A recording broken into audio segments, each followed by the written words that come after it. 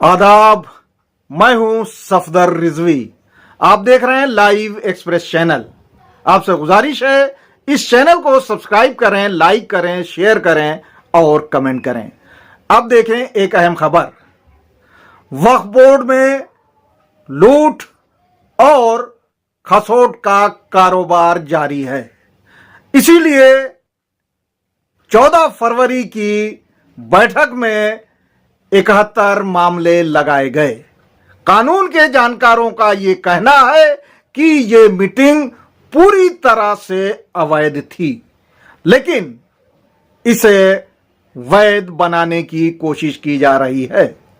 पिछली बार भी एक मीटिंग हुई थी जिसकी ऑर्डर कॉपी बेची गई थी और ऑर्डर कॉपी के बेस पर मुतवल्ली और प्रशासक नियुक्त किए गए थे। उसमें बड़े पैसे का खेल हुआ था, लेकिन इस बार उस खेल पर अंकुश लगाने के लिए सीओ जीशान रिजवी ने एक लेटर जारी किया है और अपने कर्मचारियों से उस लेटर पर हस्ताक्षर लिए हैं। यह लेटर बहुत ही अहम माना जा रहा है। इस लेटर के जरिए उन्होंने चेयरमैन अली जैदी को कानून की बेड़ियों में जकड़ दिया है। हालांकि सीओ को यह कानून आज याद आया है, लेकिन पिछली बार जब उन्हें कानून के मुताबिक काम करना चाहिए था तब उन्होंने कानून का उल्लंघन किया था, कानून के नियमों की धज्जियां उड़ाई थी। अब सवाल यह उठता है कि उन गलतियों को किस तरह से सही करेंगे। मीटिंग के दूसरे पार्ट पर हमने चर्चा करने की बात कही थी। हमारे साथ हैं वक्फ मामलों के अल्लामा कहे जाने वाले जमीर नकवी। हम जमीर नकवी साहब से जानना चाहेंगे कि सीओ जीशान रिजवी ने जो लेटर जारी किया है, जिसमें बहुत ही अहम बताया जा रहा है, आप उस पत्र को किस नजर से देख रहे हैं? देखिए, मुझे डायलॉग कही है या कुछ कोई चीज है, स्लोगन है कि रजिया गुंडों में फंस गई, तो सीईओ का वही हाल है। बेचारा गुंडों में फंस गया, भ्रष्टाचारियों में फंस गया है। अब वो कहीं से भी चूकता है तो ये भ्रष्टाचारी जो है उसी से यानी सौदेबाजी कर लेते हैं। पिछली बार सीईओ ने सोचा होगा कि अभी तो मीटिंग हुई है, मीटिंग में एजेंडे में ये सब चीजें रखी गई हैं, अब इसके बाद से सर्टिफिकेट जारी करेंगे। मगर अरे भाई, तुम चलो डाल हम चले पास। तो क्या वो गुंडों ने क्या किया कि उस मीटिंग के एजेंडे की कॉपी सीईओ से दस्तखत से करवा के सबको सूचना के तहत दे दी और सबको चार्ज भी दे दिया और पैसे वसूल लिए गए। क्योंकि सीईओ कहीं ना कहीं से जाब्ते के तहत कार्रवाई करता। अब बेजाब्ता जितनी कार्रवाइयां हो गई तो सीईओ के तो हाथ पर झूल गए। भाई याद होगा गुलरेज के सिलसिले में हम लोगों ने हंगामा मचाया था और न जाने कितने ऐसे यानी लोग बन गए थे जो सिर्फ ऑर्डर ही पर बने थे। तो हम लोगों ने मार हाय वावेला मचा करके कम से कम इस बार उसके भाई वो होशियार हो गए। उन्होंने ऑफिस मेमोरेंडम जारी करके इस पर अंकुश लगाया। जमीर साहब, जैसा कि पिछली बार हम लोगों ने कहा था कि एक्ट जो है ऑर्डर कॉपी को नहीं बल्कि सनद को मानता है, और सीओ जीशान रिजवी ने भी कहा था कि उन्होंने किसी को कोई सनद नहीं जारी की है, कोई सर्टिफिकेट मुतवल्ली बनाने का जारी नहीं किया है। उसके बाद भी कानून के साथ मजाक हुआ और जमकर जो है ऑफिस ऑर्डर जो था, जो प्रोसेस होता है ऑफिस का, उसको बेचा गया और उसके बेस पे लेन देन हुआ। और वो उस लेन देन का ही नतीजा गुलरेज थे जो बिजली दरगाह के प्रशासक बनाए गए थे। उस पर डीएम ने और दूसरे प्रशासनिक अधिकारियों ने संज्ञान भी लिया था, लेकिन वक्फ बोर्ड के रहमो करम पर और सीईओ के भ्रष्टाचार की वजह से वो उतने वक्त तक मुतवल्ली बने रहे। क्योंकि उसमें जो है कानून के जानकारों का कहना था कि सीईओ को एफआईआर करानी चाहिए कि कोई आदमी जबरदस्ती प्रशासक बन कैसे गया जब ऑफिस से कोई सर्टिफिकेट जारी नहीं किया गया। आप पूरे मामले पे क्या कहेंगे? देखिए, मैंने पहले जुमले में सारी बात खत्म कर दी थी कि रजिया गुंडों में फंस गई है। ये रजिया जो है, सीईओ जो है, ये ऐसे लोगों में फंस गया है कि बेचारा इधर से ईमानदारी बरतता है तो उधर से बेईमानी हो जाती है, उधर बचाता है तो कहीं तीसरी तरफ से बेईमानी का गोशा निकल आता है। अच्छा, वहां मजे हुए खिलाड़ी सब है। जिस सूरत से चेयरमैन मजा हुआ भ्रष्टाचार का खिलाड़ी है, वैसे वहां पर 40-40 साल से और 30-30 और 20-20 साल से जो बैठे हुए हैं सब नोचे लेते हैं सारी चीजें। तो आप जाहिर किससे किससे बचाए वो सीईओ की तो नौकरी फंसी हुई है आगाज जान में। भाई सीईओ ने अभी अली जैदी ने एक जगह अपने रिश्तेदार को मुतवल्ली बना दिया। साहब रिश्तेदार दुकानदार है, उसकी बीवी को मुतवल्ली बना दिया। अब सीईओ तो निभा रहे हैं, सीईओ झूठ पर झूठ कर रहे हैं। तो ऐसे सीईओ के बहुत से भ्रष्टाचार हैं जो भाई लीपापोती में चला जा रहा है, सिर्फ पेमेंटकारी में चला जा रहे हैं। अली जैदी की बेईमानियों की पेमेंट वो जो लगा रहे हैं उसमें फंसे जा रहे हैं सीईओ। तो सीईओ को क्या कहा जाए? जमीर साहब, सीईओ के बगल में जो आसपास बैठने वाले जो हैं उनकी मंडली में, वहां के कर्मचारियों में कुछ ऐसे भी लोग हैं जो चेयरमैन अली जैदी की मुखालफत करते हैं, काट करते हैं, और वो चुपके से कान में सीईओ को बता देते हैं ऐसा कर दीजिए। कभी कभी सीईओ को समझ में भी आ जाता है, क्योंकि जहां जफर सज्जाद अली जैदी के सबसे बड़े समर्थक और पिट्ठू हैं, वहीं पे सीईओ के पास बैठने वालों में मुंतजिर जैदी भी हैं, जो चेयरमैन की चापलूसी तो दिखावे के तौर पे करते होंगे, लेकिन अंदर से तो वो चेयरमैन की तारीफ नहीं कर सकते, वो तो जले हुए हैं। किसी तजुर्बेकार कर्मचारी ने ही सीईओ को ये सलाह दी कि इस बार भी 71 मामले लगाए गए हैं और ऑफिस की ऑर्डर कापी बेच दी जाएगी और सीईओ अपना हाथ मलते रहेंगे, ना उन्हें कुछ हिस्सा मिलेगा और वो गैर कानूनी कामों में गिने जाएंगे कि उनके वक्त में ये गैर कानूनी काम हुआ। क्योंकि जो कागज पे गलतियां की जाती हैं वो आज नहीं कल कोई ना कोई चैलेंज करेगा, तो उस पे जो है सीईओ की पकड़ होगी और सीईओ के खिलाफ जो है कार्रवाई होगी। इसलिए उन्होंने सीईओ ने जो लेटर जारी किया है, वो बात तो सही है, अच्छी है कि उन्होंने कानून के दायरे में और कानून को याद कर लिया। पिछली बार जो गलती की थी, अब उनको नजर आया कि ये भाई ये कानूनी चीज है और ऑफिस ऑर्डर की तौहीन ना हो, ऑफिस ऑर्डर बेचा ना जाए। भाई लाखों में पिछली बार बिका था, तो ऑफिस ऑर्डर ना बिके, इसलिए उन्होंने एक लेटर जारी कर दिया कि इस बार सनद जारी की जाएगी, ऑफिस ऑर्डर किसी को नहीं दिया जाएगा। आपको लगता है कि कानून की रक्षा होगी इससे? देखिए, मैंने फिर कहा कि रजिया गुंडों में फंस गई है। अब रजिया अगर एक तरफ दामन बचाती है तो दूसरी तरफ वो सब एक गोशा और निकाल लेते हैं। अब सुनने में यही आया है कि भाई ये सब जो अवैध मीटिंग है, यानी जिसमें कोरम पूरा नहीं है, जिनमें बहुमत है नहीं, उसको पूरा करने की कोशिश में लगे हुए हैं सब कि दस्तखत कहीं से जुगाड़ से करवा ली जाए और भेज करके चाहे रख करके। मगर हम लोग इतना कह चुके हैं कि दस्तखत ये करेंगे तो भी इसको पर चैलेंज किया जाएगा। भाई इसको तो चैलेंज किया जाएगा इसके इस दस्तखत के ऊपर। जमीर साहब, जहां तक आपने दस्तखत वाली बात की है, तो डॉक्टर नूरुस कैसे दस्तखत कर सकती हैं, जबकि वो टाइम निकाल के बैठी हुई थी और उनसे वक्फ बोर्ड के चेयरमैन ने ऑनलाइन कोई बात ही नहीं की, कोई बात नहीं की। ये हम एकदम सच्ची खबर बता रहे हैं, ऐसे जराये से बता रहे हैं जो झूठा जराया नहीं है, कि डॉक्टर नूरुस मीटिंग के टाइम अपना टाइम निकाल के बैठी हुई थी, लेकिन उनको फोन ही नहीं किया गया, ना फोन किया गया ना ऑनलाइन बातचीत की गई। दूसरे जरियाब एडवोकेट, उनसे तो ये लोग जो है खार खाए हुए हैं, उनको दूध की मक्खी की तरह से किनारे फेंक दिया है। उनका कसूर सिर्फ इतना है कि उन्होंने जो है 3 पेज का लेटर सीईओ को भेजा था और उन्होंने साफ साफ कानून की बात की थी कि डिटेल एजेंडा 15 दिन पहले भेजा जाना चाहिए। उन्होंने कोई गलती नहीं की थी, उन्होंने सही बात कहा था कि आपके घर की चीज नहीं है मीटिंग, आप जो है जब कान खुजाएं और मीटिंग कर लें, ये गलत है। और उन्होंने साफ साफ 3 पेज के लेटर में बहुत सारे पॉइंट्स उजागर किए थे जो वक्फ बोर्ड अपनी मनमानी करता रहा है। इसके अलावा 2 लोग मीटिंग में जो आए, एक शबाहत और दूसरे मौलाना रजा हुसैन, इन दोनों के अपने स्वार्थ हैं। मौलाना रजा हुसैन अपने मैरिज हॉल को बचाने के चक्कर में रहते हैं और वो मौलाना कल्बे जवाद का प्रतिनिधित्व भी करते हैं, क्योंकि मौलाना कल्बे जवाद का अगर कोई पिट्ठू है तो वो मौलाना रजा हुसैन है।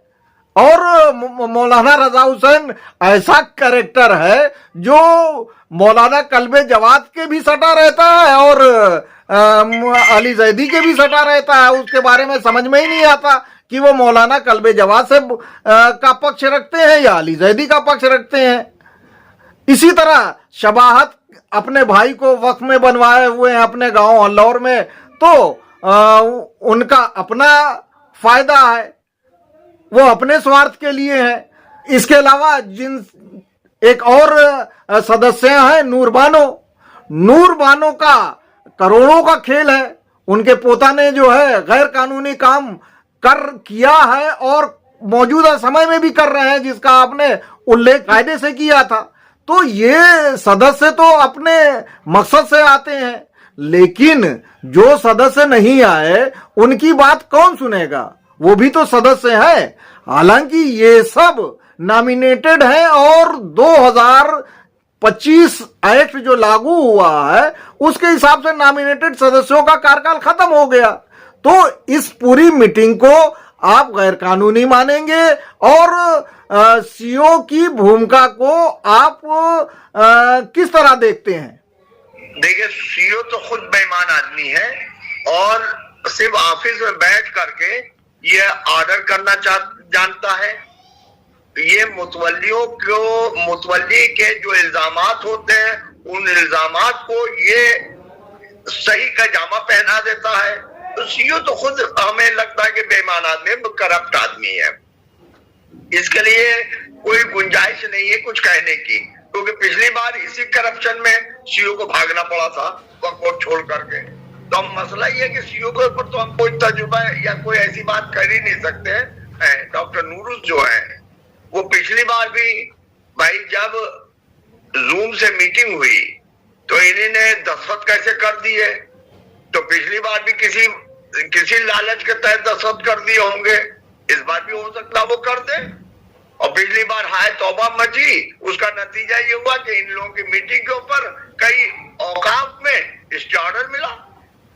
तो अब कहा नहीं जा सकता, क्योंकि ये लोग देखे पैसे पर काम कर रहे हैं और जब ना बाप बड़ा ना भैया, सबसे बड़ा रुपया, जब पैसा सामने होता है तो आंखें बंद हो जाती हैं, आंखों पर पर्दा पड़ जाता है। तो ये लोग सब दीन को, धर्म को, मजहबी संपत्तियों को, सारी मजहबी जायदादों को पैसे के नजर कर रहे हैं। जमीर साहब, आपने जो बात कही कि सबसे बड़ा पैसा होता है, तो मौलाना कल्बे जवाद जो वक्फ को बचाने का डंका पीटते हैं और अपने को सबसे बड़ा वक्फ को बचाने वाला अलंबरदार बताते हैं, वो तो कुछ बोल नहीं रहे हैं, उनकी कोई प्रतिक्रिया नहीं आ रही है। 71 वक्फ कैसे लगा दिए गए? और उन्होंने तो ये भी कहा था कि अंजुमनों को काम धाम सौंपा जाए। 71 मीटिंग में कोई ऐसा काम किया नहीं गया, तो उनके मुंह में क्यों दही जमाई हुई है? देखिए, मसला ये है कि कल्बे जवाद का जो मेरा जाती अब तजुर्बा हो गया है कि उनकी बोली तभी जब निकलती है जब उनको कुछ नहीं मिलता है, मगर उनके मुंह में जैसे लोकमा जाता है तो मुंह बंद हो जाता है उनका। तो वो हमें अब ये इन बातों से एहसास होने लगा है कि कल्बे जवाद सिर्फ पैसे के लिए बोलते हैं। पैसा मिल गया खामोश, पैसा मिल गया नजरअंदाज, सारी बातें मुंह फेर लिया। भाई आप ये बताइए कि एक तरफ अंजुमनों के लिए तो जामा मस्जिद में इन्होंने कहा कि हम चाहते हैं कि अंजुमनों को मुतवल्लीशिप दी जाए, जितने अंजुमने हैं उनको जिम्मेदारियां दी जाए बड़े बड़े औकाफ की, और दूसरे तरफ अंजुमनों को तो ठेंगा दिखा दिया गया और जिसको कान में कहा, जिसके लिए कहीं जुमा मस्जिद में ऐलान नहीं किया, उस शबाब को, यानी जो एक तरह का जो थाली का बैगन है, ऐसे मौलवी को बताइए जोगीपुरा जैसे दरगाह के यानी अजमत पामाल करने के लिए इसको चार्ज दे दिया गया। ये कहाँ से इसमें क्या आप कहिएगा? मैं कल में जवाब को ये चाहिए था कि शबाब से कहते कि नहीं इस्तीफा दो, जब तक कि अंजुमने नहीं आएंगे, अंजुमन के लोग नहीं आएंगे, मातमी अंजुमनों को सनद तौलियत नहीं जारी होगी, बड़े बड़े औकाफ होगी, तब तक आपको नहीं लेने की जरूरत है। तो जिनसे हो सकता मौलाना से मिल गया हो, इसलिए खामोश। जमीर साहब क्या आप ये मानते हैं कि मौलाना चापलूसी को मौलाना कल्बे जवाद ने जोगीपुरा का मुतवल्ली बनवाया है? मौलाना चापलूस का जो रोल सामने आ रहा है, तो मौलाना चापलूस को मैंने मौलाना यासूब अब्बास की भी मदद खानी करते हुए देखा, कल्बे जवाद की मदद खानी करते देखा, फिर अली जैदी और शमीर शमसी की मदद खानी करते हुए देखा।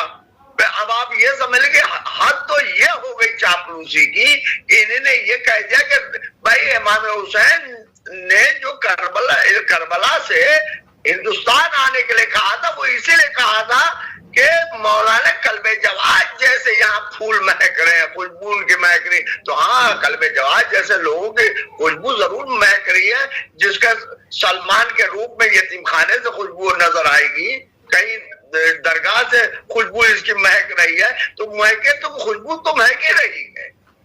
खुशबू का ताल्लुक ही निस्वा से होता है।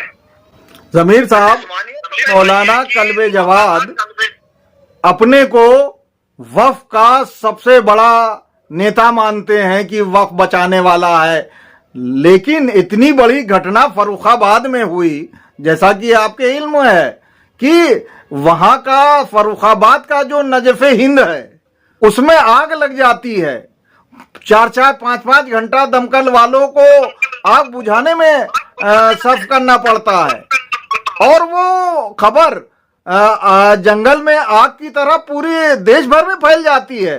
बड़े बड़े लोगों ने प्रतिक्रिया अपनी जाहिर की है, लेकिन एक हफ्ता हो जाने के बाद भी मौलाना कल्बे जवाद के मुंह से उसके बारे में एक लफ्ज नहीं निकल के आया है। आप इस पर क्या कहना चाहेंगे? देखिए, कल्बे जवाद के सिलसिले में जफर साहब जो एडवोकेट हैं, उनने पिछली बार भी कहा था कि मौलाना वहीं तक गए हैं कि जहां तक वक्त के खुद और पैसे का जहां पर गुंजाइश थी पैसा मिलने की, जहां से पैसा मिलने की गुंजाइश नहीं रही, उस वक्त को ये देखने की तरफ भी नहीं गया और मुंह मोड़ कर भी उस वक्त की तरफ नहीं देखा। तो इससे ये साबित हो रहा है कि इसमें कल्बे जवाद की हिम्मत है, पूरी तरीके से शमूलियत है।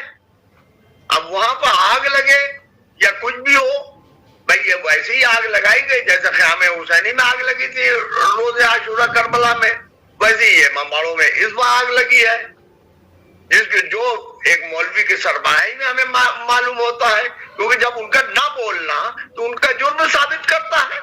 क्यों खामोशी रही? जुम्मे को क्यों नहीं खुतबे में आपने ये बातें बयान की?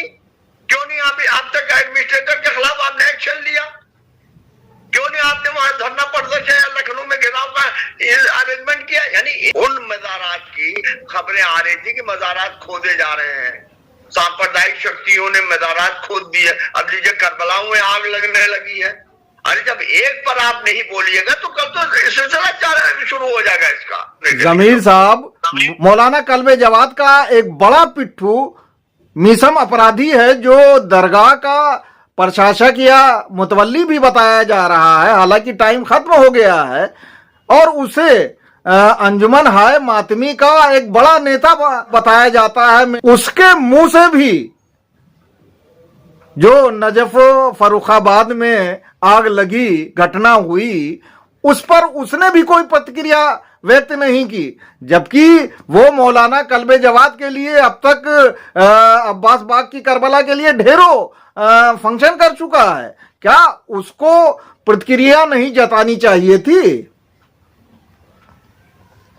देखिए, ये यजीदी लश्कर है, ये आप समझ लीजिए, जिनमें बकौल मौलाए कायनात के कि माविया के सिपाहियों यानी ऊंट और उटनी का फर्क नहीं मालूम है, तो उन्हें इनको भाई आप ये बताइए कि जितने गैर नमाजी हैं, जितने कुकर्मी हैं, उनके हाथ में दस्तार है बड़ी बड़ी करबलाओं में मामबाड़ों के। किसी को आपने कोई भी कौम का हमें बता दे, पूरे लखनऊ से मैं कहता हूं कि शमीर शमसी को मस्जिद से बाहर आते देखा गया हो, धरना प्रदर्शन में आगे आगे रहे हो, अली जैदी को नमाज पढ़ते देखा गया हो। इनमें कोई भी एक नमाजी हो, कोई हमें बता दे, चाहे कोई भी XYZ कोई भी हो, हम किसी का नाम नहीं लेना चाहते, मगर हम एक बात खुल कर कह रहे हैं कि भाई किसी एक को पंजगाना नमाजी भी बता दे कोई, कि ये लोग जब पंजगाना छोड़ दे जुमे का नमाजी बता दे कि जुमे में जाके पढ़ ले। ये तो हमें तो कोई नजर नहीं आता, और जब नमाज नहीं है तो सारी चीजें इनके समझ लिए, इनके सारी चीजें जो है वो दुनियादारी है। जमीर साहब, किसी के कोई नमाजी है या नहीं है, आप किसी को सर्टिफिकेट नहीं दे सकते, क्योंकि हो सकता है वो घर में पढ़ रहा हो। तो ये बताइए, एक सवाल और उठ रहा है मौलाना कल्बे जवाद के बारे में कि अब उन्हें जगह जगह जलील किया जा रहा है, और उसका एक नमूना मैंने एक वीडियो देखी कि वो जौनपुर में गए थे और किसी महफिल में बैठे थे। एक शायर ने कहा कि मौलाना की जानकारी मैं देना चाह रहा हूं कि यहाँ के वक्फ लुट रहे हैं और हम लोग लड़ाई लड़ रहे हैं और मरते दम तक लड़ेंगे, क्योंकि यहाँ के वक्फ को खुर्द-बुर्द किया जा रहा है। और मौलाना सर झुकाए बैठे हुए थे, उनको सुनना पड़ रहा है। उस शायर ने कहा कि मौलाना कल्बे जवाद तक के जरिए हम ये बात अली जैदी तक पहुंचाना चाहते हैं कि यहाँ के वक्फ में जो लूट मची हुई है उसे रोका जाए। आप इस पर क्या कहेंगे? आप ये समझ लो, तो इज्जो मंतशा वो तो जिल्लो मंतशा, ये तो मिन जानिब अल्लाह है, अल्लाह ही जलील करता हो, अल्लाह ही इज्जत देने वाला है। जब आपने दूसरों को जलील किया, आयतुल्लाह मौलाना हमीदुल हसन साहब को आपने कहीं कहीं नहीं छोड़ा, हर कदम कदम पर जलील करने की कोशिश किया। बुजुर्ग आलिम दिन मौलाना अली नासिर सईद अबकादी आगरहुई साहब को आपने कदम कदम पर उनको जिल्लत दी। आप तो अपने वालिद के जो साथियों में थे, जो उनसे भी हो सकता है सीनियर रहे हो, उनको आप जलील करने से पीछे नहीं छूट रहे हैं, तो कौम का तो शायर और एक आम आदमी भी आपको फिर जलील और रुस्वा करेगा, क्योंकि आपका मुंह नहीं रह गया है कि उनसे आप ये कहें कि भाई आप कैसे ये बातें कर रहे हैं, भाई आलिम दीन है। कोई ये भी कहे ये आलिम दीन है, तो वो कहेगा कि भाई इनसे भी बड़े बड़े लोग तो आलिम दीन रहे, इनके बुजुर्ग रहे। जब ये उनको नहीं छोड़ते हैं तो हमें क्या छोड़ेंगे? घर में मैंने वही देखा, मौलाना डॉक्टर सैयद कल्बे सादिक साहब भाई लाख वो मिलना चाह रहे थे, मगर इन्होंने हमेशा उनकी काट की, तो घर में काट थी। आप इसे क्या कहिएगा? क्या सीओ के जागने से, सीओ के कानून की रक्षा करने से वक्फ संपत्तियां अली जैदी के चंगुल से बचेंगी, मौलाना कल्बे जवाद के चंगुल से बचेंगी, या यूं ही बर्बाद होती रहेंगी? देखिए, अब सिर्फ मुख्य कार्यपालक अधिकारी जो कहीं भाग नहीं सकता, एक जिम्मेदार पोस्ट पर आया है और कहीं से गवर्नमेंट की तरफ से आया है। अली जैदी तो बेच खोज कर सब निकल जाएंगे, मगर याद रखिए कि मुख्य कार्यपालक अधिकारी को जब तक सर्विस में हो, सर्विस के रिटायरमेंट के बाद से भी इनसे वसूली हो जाएगी।